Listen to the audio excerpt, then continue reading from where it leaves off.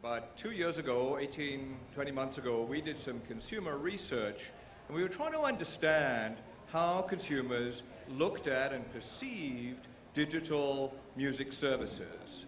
And what emerged, as you see, there's sort of 5 rings, which talks about how they bought music, which obviously very much an iTunes, Amazon experience, how they owned and managed the music that they owned. They created playlists, how they managed through their player, very much iTunes dominating in that space. But then they also talked about other areas which were somewhat less dominant and less important at that stage, which was really the whole issue of where and how I listen to my music, not just listening it on my desk, but listening to in my portable device, listening to increasingly in my smartphone, and how that's evolved. Then how I share my music, and perhaps most importantly, but very different experiences on how I discover new music. Of course, what has happened in the last 18 months is that the initial 2 primary functions of the biggest digital music services, which were the buying and the owning, they are undergoing the biggest transformation. And we'll look at that in just a moment, but the whole question of what does buying mean, where do I get my music, and what does owning mean? Do I need to own it in the traditional sense? But at the same time that those are going through the sort of the dissipation phase, what has been rising as the huge demand for consumers is the listening. I want access to my music everywhere. Mobile, mobility, clouds, lockers, the conversations we have. And then, of course, discovery and how the new world of streaming, the new world of accessing music assists, gets in the way of, changes the way I discover, and of course, how I share. It appears that the die is cast. It's cast around the fact that ubiquitous access, getting access to music anywhere, is rapidly emerging as the primary consumer expectation, certainly in the younger demographics. Freemium, at the same time, has completely risen to the top of expectations regarding their value proposition, how I get to know about a service, whether I do or don't buy or invest in a service. Now, that's fine from the consumer's point of view. From an industry structure point of view, the ramifications of this are huge. On the one hand, it clearly argues that scale, being the largest, being the most dominant, and all of the associated economics around that represent the possibility of winners and losers. And first mover advantage, being the first in the scene, remains extremely powerful in the digital space. So does that mean that the game is over because those whose names are out there now are the ultimate winners and everyone else can just pack up and go home? I hope not. I hope not. A couple of quotes. This is one from a colleague who teaches down at NYU, Clay Shirky. And Clay did a wonderful job. He wrote some stuff on the impact of digital technology in media and the press and what have you. And he says, you know, he talked about the migration through Gutenberg and the migration through up to where we are today, where, you know, New York Times hangs on by its teeth and Rocky Mountain News is gone and things like that. He says, this is what real revolutions are like. The old stuff gets broken faster than the new stuff is put in place. And I think that perfectly describes where we are as an industry at the moment, where so much as what has been the value models, the price models, the generation, revenue generation models have been overturned, have been upended. Yet the alternative, the new ways of creating value are very much in their infancy and being explored all over the place. While I'm on a quote, there were a couple of others that I'm sure many of you, like me, over your years have been to the odd management training seminar or something of that nature, and you always get given great quotes. Well, you know, Steve Jobs even went so far as to quote Wayne Gretzky. He said, well, it's easy. I skate to where the puck is going, not where it has been. Think about that in the context of the music industry. We'll come back to that. But this from a daily email I get, PS Insights, full of chirpy little homilies. I like this one. You better know exactly who your audience is. No guesswork, no approximations, no 3-year-old research. You'd better tell them something they want to hear, not something you want to say. And finally, you'd better know where they are and where they are going throughout their busy day. Stands in stark contrast to some of the stuff that the late Steve Jobs always used to talk about. He says, I'll tell the audience what's good for them, and they'll love it.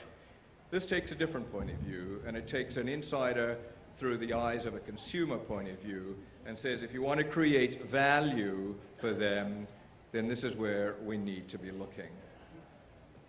Where are we? So today, in the world of music consumption, I argue that technology, as it has always been, remains the enabler. It is not the main act. It is the enabler. But my goodness, it's enabling a lot of very, very different consumer behavior. Streaming, obviously, being the most recent of the large-scale impacts. The requirements for clouds and lockers to be able to access whatever we want, wherever, whenever, however. Radio getting increasingly refined, its experience. Forget the business rules side of the discussion. And then, you know, download, well, that's a bit passé, and many would argue we don't even need it. But I think that the real revolution continues to be about the acquisition of music, ownership, whatever that means, price, and perceived value.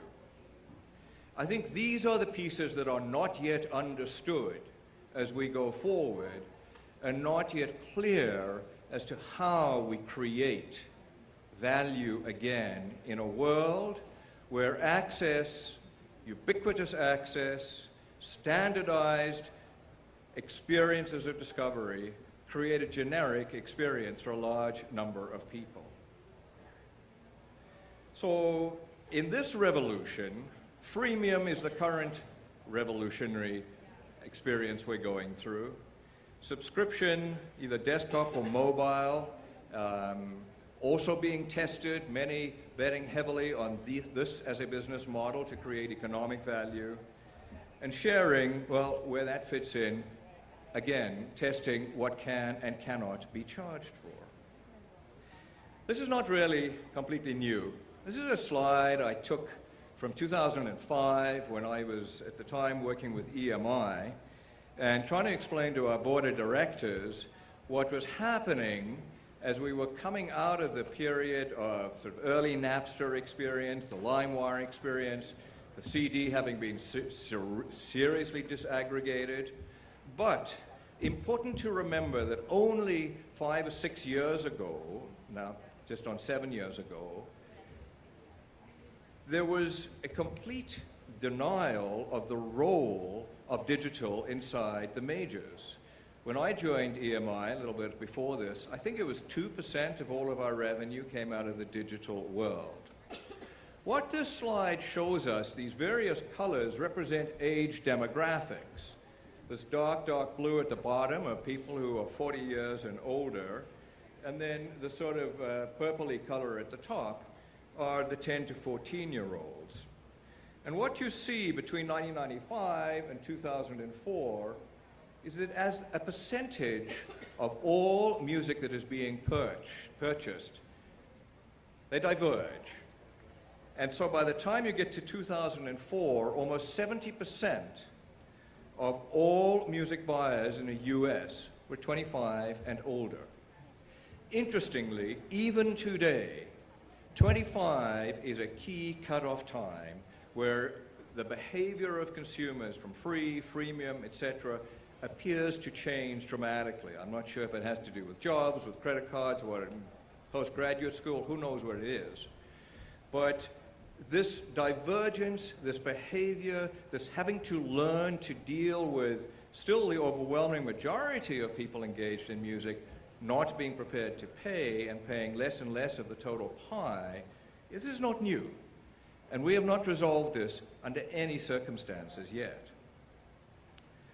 So, from our point of view, and from any distributors, marketers, labels' point of view, we are looking at this whole question of, well, if people are going to pay in some form, either directly, buying something, paying for subscription, or indirectly by tolerating levels of advertising or promotion or whatever it might be associated with their music, they have got to perceive that there's some value to them.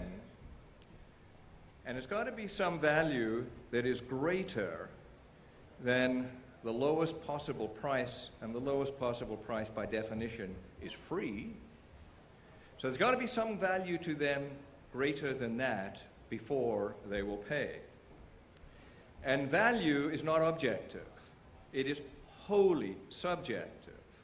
It is in the eye of the beholder. It is about the individual's perception of what is of value to them. If you go back and think about that description of knowing who they are, where they are, it's all about being relevant to them, whom you are targeting. Each service is so different in who it effectively targets. Here I've just taken today's 3 different charts: the eMusic chart, the iTunes chart, Spotify chart. I'm trying to see, of the top 10, how many do we have in common? Well, in fact, very, very few. Between eMusic and iTunes, Carly Rae pops out there, and between eMusic and Spotify, Fun pops out there. That's it, out of 10. The other 8, no, and if you go to the top 50, you're still not going to get a whole lot more than that. The same if you go across to the difference between iTunes and Spotify. There is, again, you've got Carly Rae, well, no, she's with eMusic, but Fun cuts across, and Sir is on both of those charts, but nowhere else. So even amongst those 3 services, huge as they are, completely different consumer behavior. When we looked at consumers who purchased music in the digital space, what emerged to be very, very helpful was the West-East access. Those who cared most about popular culture, who cared most about mainstream, and those who were offbeat. We are way over on the right-hand side, on the cultural independent side. Those for whom only 7% of the music they most love, they hear on radio, on popular radio. In contrast to the popular cultures, where it's 87% of the music they most love are in popular radio, etc.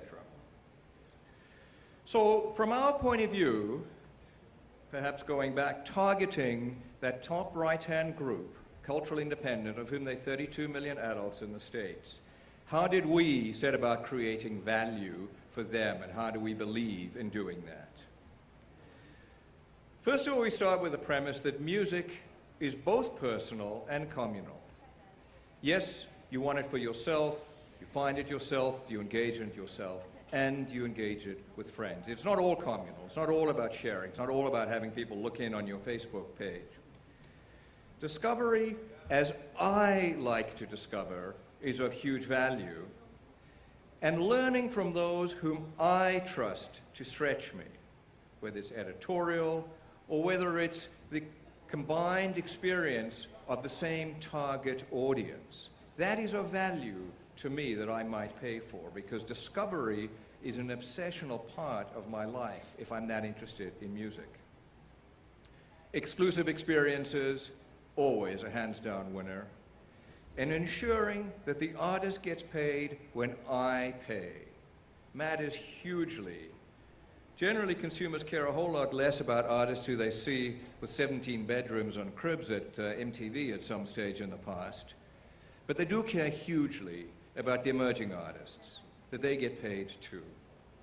And finally, creating value worth paying for is for a lot of people because it's the right thing to do.